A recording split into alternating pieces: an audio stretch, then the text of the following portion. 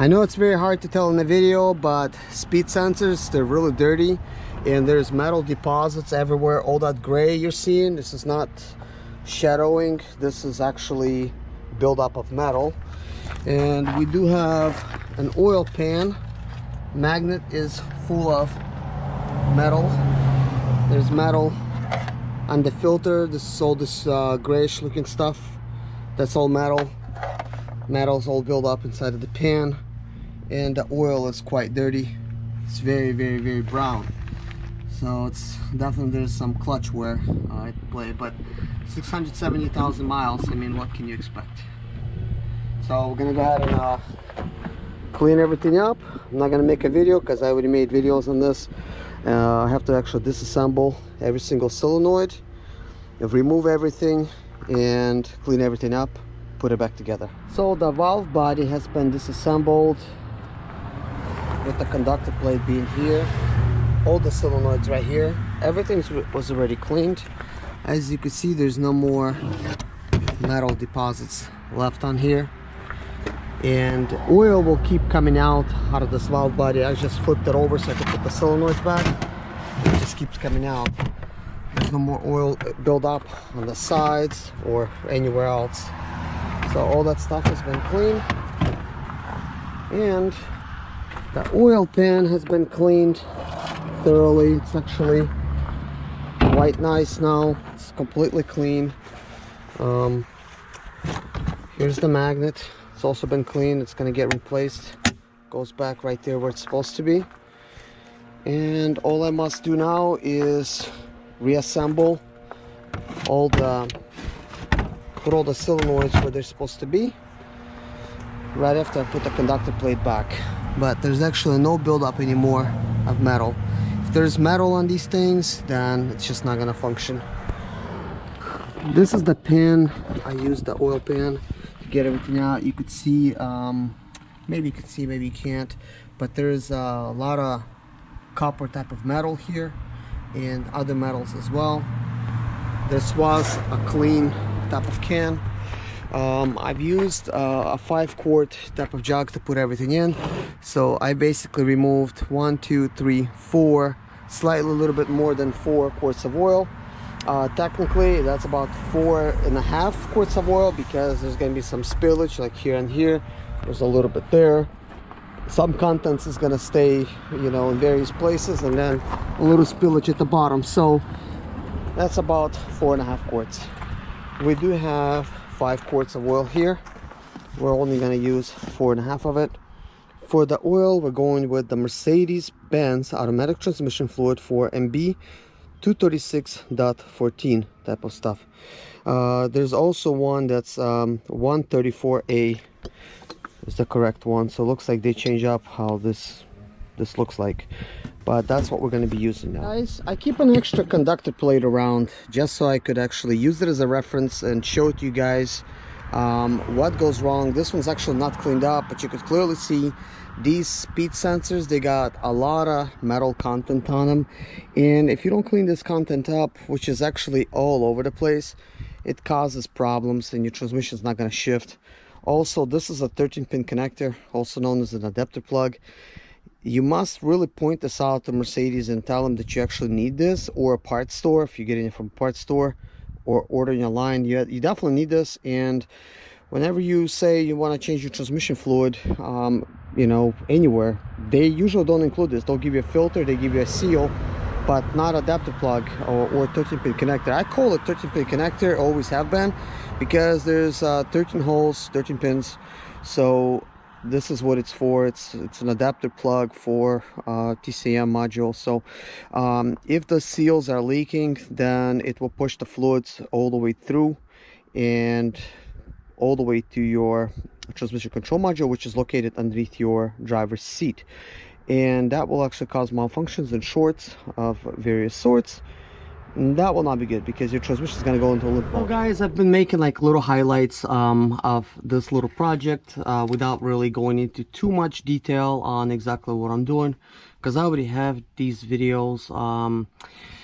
What I want to show here is that the transmission valve body has been reinstalled. Everything's been cleaned. You got a new filter here, and you got a new 13 pin connector. Don't mind that it's a little bit dirty. We did use a Dorman 13 pin connector. This is the model for it, 917505, or yeah. So there's a barcode if you need one. And it came in this box, and now it's installed. The reason it's a little dirty is because it's a dirty job. Like, you try to install it, like the plug that's installed, it's a little bit dirty. But what I want to show here, guys, is a reminder how kind of like everything goes. So you see how you got the cable already plugged in, and the cable is right there. You know, it's not like at the bottom. And this little thing, when you pull it down, you know, like in I don't want to do it right now in this video. It's a one-handed job, so it's kind of hard. But if you pull that tab down, this is actually what makes your 13 pin connector plug come out. It will not come out any other way. So you actually need to take this little tab, push it all the way down. So when you're installing it, you want to make sure this tab is kind of like slide at the bottom here. And as you're installing it, you have to feel for where the proper connections are, and it is going to be a very tight fit. So I suggest, you know, taking some, like, you know, remainder of the oil, lubricating some of the seals as you're going to be reinstalling the 13 pin connector. Boy, it never gets easy. They're always tough to put in. Probably a good thing that it's tough to put in, because that means it's good seals, it's hanging at it tight, and once you tighten up the 7mm bolt that's behind there, everything's going to be nice and tight, and that means there's going to be like no leaks, and that is a good thing. You really don't want this thing to go in there loosely. If it does, I mean, it is what it is, but man, it's always been a little tight for me. And you just want to make sure you feel around for it, that you're actually installing it correctly, because sometimes this plastic thing gets misaligned. When I actually bought this Dorman, that's how this one was. The plastic piece was actually misaligned, and if I install it, the tab is on the other side. So be mindful of that, and take your old 13 pin connector and compare it. Make sure everything, all the tabs are exactly in the same place as you're getting ready to reinstall it. Because if it's wrong and you force it, because you do have to force this, but if you force it the wrong way, you're gonna bend the 13 pin connector pins or break something. So, you know, you don't want to force anything.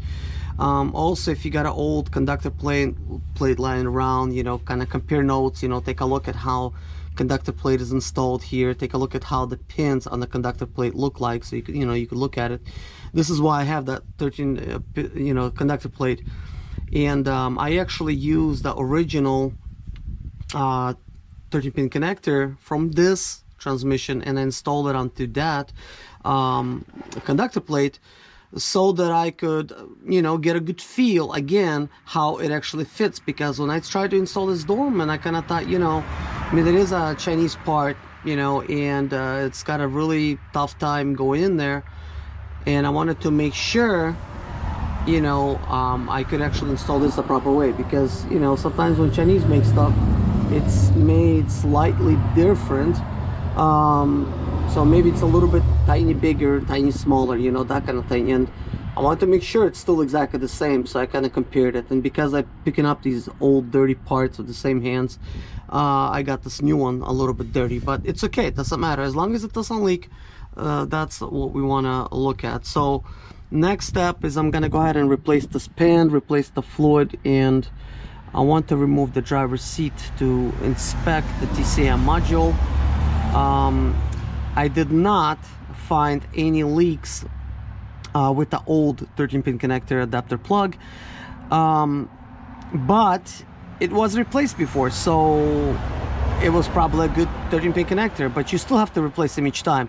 You don't want to, you know, have a risk of it leaking. So there's a good chance that somebody replaced it before, it wasn't leaking, which is a good thing. It's the same color as mine, so it looks like a Dorman, but it's probably a Mercedes one. That being said, guys, let's continue with further. Bolts have been reinstalled on the transmission. So I'm gonna show you kind of like where each one of them goes. All right there, right here, and right here. Something you're gonna run into is a problem trying to get this bolt out. Now, what I like to do is I make kind of like, I use a special tool like a chisel, and I, you know, make a hole kind of like that, and then I use this as leverage to try to undo it. This is a number 5 Allen wrench, in case anybody's wondering, and you have to use an Allen, can't use the Torx or you'll mess it up. This one's not messed up. This is actually quite perfect, because I actually decided to go this route instead of that. It was super tight, and you could kind of see there's some rust. I don't know why this 2012 has such a rust issue here, and it just overall kind of looks grimy. I mean, it was all gunked with oil, just like all of this here, and I mean, it could be just cooked oil, you know, possibility. So there's just oil everywhere. By the way, trying to replace this transmission is going to be so tough, and that being said, trying to drain the torque converter would be also kind of close to impossible, because all of these subframes are in the way. They're actually in the way of getting these bolts out, but if you have a short enough Torx, which is a T30, you can still undo them. It's just, you know, a little bit more challenging, but you know, I've dealt with worse. This is not bad. So I decided to not remove any of the subframes, because I was actually able to get to it. But if you have to remove the transmission, the bolts are in such tight places that this, most likely this exhaust would need to come out just to separate the transmission. There's just really no room to try to work back here. It would be quite challenging. Maybe if you have a lift it would be easier, but it's a little bit less challenging on the T1N. There's just more room to work. But this one, it's not that much room. It's almost like it'll be almost easier pulling that whole engine with the transmission to try to replace it like that.